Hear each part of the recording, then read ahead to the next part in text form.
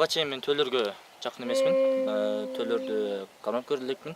Ошондуктан азыр барып кармаганга бир аз ыңгайсыз болуп, мындай өзүм коркуп турам чынында. Бирок бул төлөр өтө сонун. Канайсың. Кармап эле мингиң келе берет экен, бирок тилек ашы миндирбейт го дейм.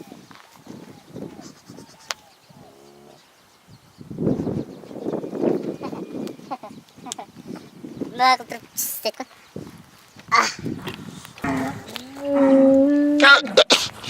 Бул төөнү мен мурунтан атам багып келген. Ошондуктан мына бул төө жаныбар өтө мындай таза, көшү өтө дарычылыгы касиети чоң деп эсептеймин да. Мен анткенин себеби бул мына чөптөрдүн өтө баштарын жеп, мына бизде чырканак деп коебуз, ушул чөптөрдүн өтө жакшы жерлерин, чөптөрдүн башын жеп. Ошондуктан булунун көшү өтө даамдуу, ошон үчүн ушул ооруларга дарылык касиети бар.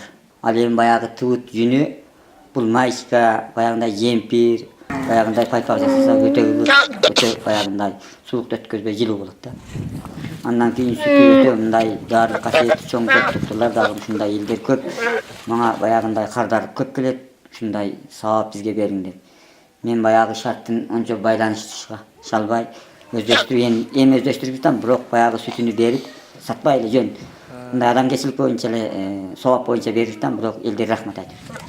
Төөлөрүмдүн азыр 12 башка жетирип калдым. Мана быйылкы жылы азыр 3 тууду, азыр 2 мында турат, бирөө тиякта жайлоодо. Калган төөлөрүм бүт баягы жайлоодо. 12 башка жетирип калдым. Кудай насип кылса бул төөнү бир 30-40 башка жетирейин деген ниетим бар.